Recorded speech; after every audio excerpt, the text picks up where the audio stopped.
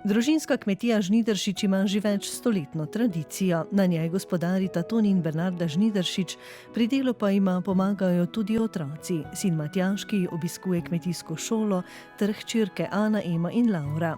V hlevu imajo okoli 120 glav goveda, od tega je 50 molznic, ostalo je mlada živina, nekaj telic za obnovo črede in pitanci. Prevladuje rjava pasma.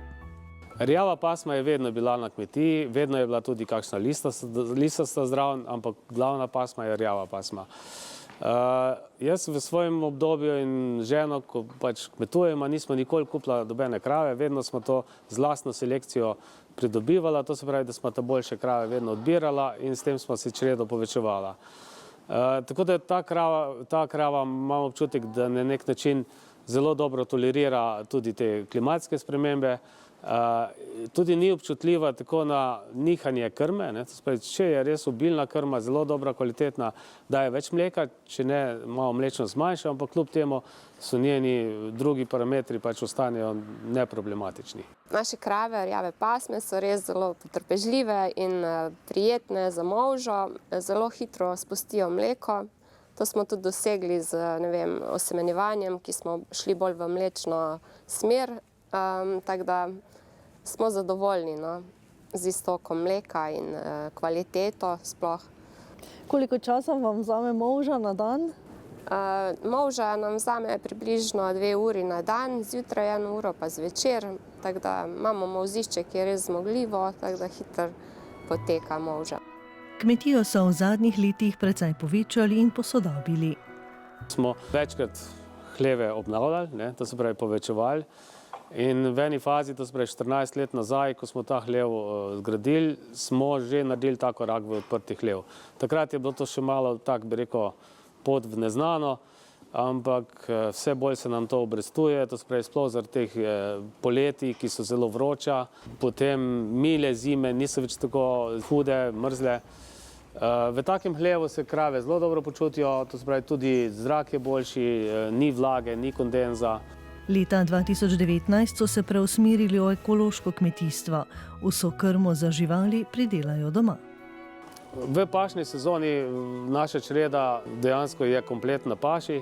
Plemenske telice, manjše telice, teleta, krave, presušene krave, to je v bistvu vsakodnevno na pašniku. Prehrana je včasih tudi sezonska. To se pravi, da tisto, kaj je takrat na razpolago, kaj je takrat na njivah, kaj se požanje, kaj se pokusi, to probamo nekako v obrok skombinirati.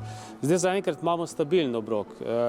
Lahko pa zdaj računamo naprej, to se pravi, da bomo te izkušnje, ki smo jih v teh letih dobili, uporabili v to smer, da bomo še mlečnost povečevali. To se pravi, da bomo v kolobar dodali še neke nove posevke. Letos smo testirali sončnice, sojo, sejemo tudi proso, krmni grah in te zadeve potem nam dajo tudi dovolj beljakovin in če nam bo to nekako vse skupaj uspelo, bomo tudi drugo leto računamo na višjo mlečnost po kravi.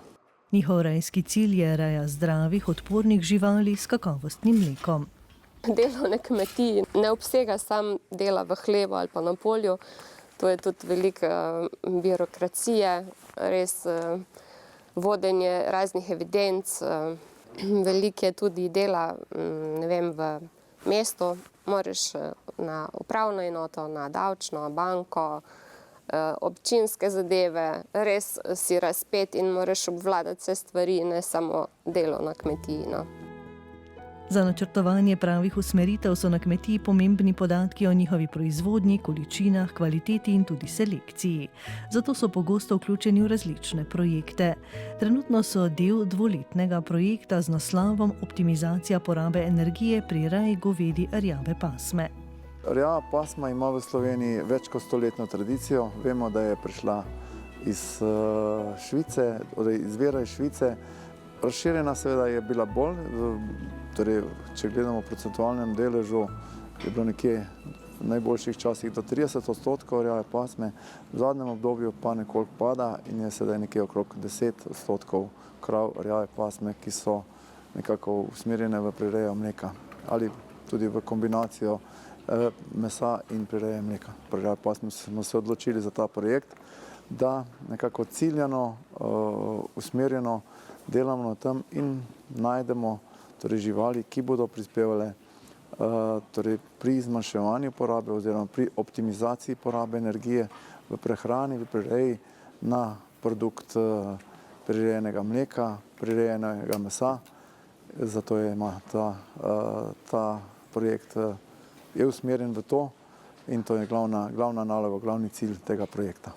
Optimizacija porabe energije pri reji govedje rjave pasme je eden izmed načinov, kako rjavo pasmo narediti boljšo in bolj konkurenčno v primerjavi z ostalimi pasmami govedi. Zraven tega pa delamo z partnerjem Inštitutom Jožef Stefan še ta del pomembnosti rjave pasme in sicer ali je mleko rjave pasme boljše od mleka krav drugih pasem.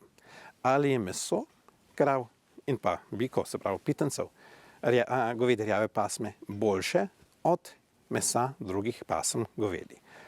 Prvi rezultati kažejo, da je in mleko in meso krav rjave pasme boljše, bolj sočno, okusno, aromatično, vendar za dokončne rezultate moramo še počakati, kajti naš partner, Inštitut Jožef Stefan, raziskuje tako izotopsko, atomsko, kot tudi maščobno-kislinsko sestavo mleka.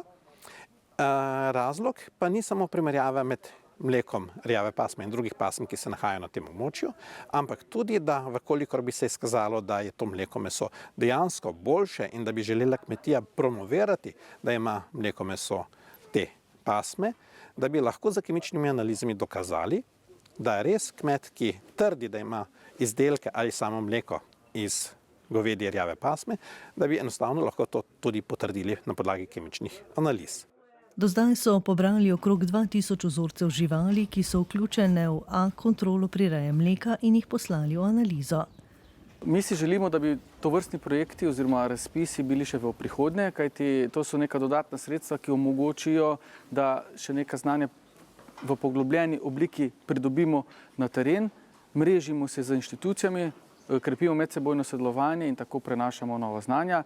Sicer bi bilo pa verjetno še boljše, če bi lahko v prihodnosti to naredili kar sistemsko naravnali, da ne bi bilo vsakič potrebno se prijavljati na razpise, kajti to terja veliko energije, časa in pa tudi denarja. Priložnost pa je, da na ta način tudi dodatne nove, mlajše kadre vpeljemo v svetovanje in pa v naše delo.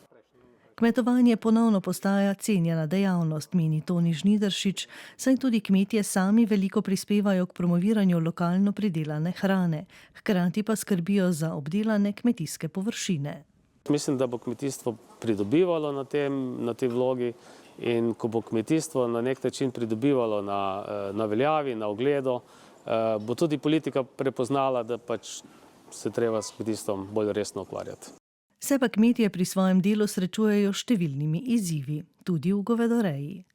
Ja, izzivi govedoreje seveda so, lahko bi rekel, naravni. Prvo je tisti naravni izziv, to se pravi klimatske spremembe. Potem je trg, kam prodati, kje prodati, te poti trgovske, ki se spreminjajo. Lahko omenim, pitanje bike s tujine, prodajati v tujino, mleko, to se pravi hribovske kmetije, kjer pač noben noče več tistega mleka pobirati, je predrago, so stroški previsoki.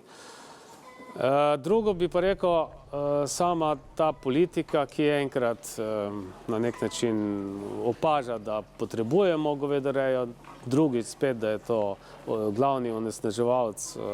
Tukaj bomo mogli najti eno skupno pot, eno srednjo pot. Mislim, da za slovenske razmere je govedoreja paradni konj kmetijstva in brez tega ne bo šlo. Toni Žnidaršič je sicer zaposlen na kmetiji, opravlja pa tudi funkcijo predsednika Kmečke zadruge Brežice. Zadružništvo je tudi pred velikimi izzivi vedno, spravi je nek, bi rekel, indikator stanja na terenu. Zdaj zaenkrat je kmetijstvo v takem stanju, da treba nekaj spremeniti. Ne vem, imam občutek, da tako ne bo šlo, da spravi, ali bomo kmetje nek sistem spremenili, ali bo država do nas drugače pristopila, ali se bo trg spremenil.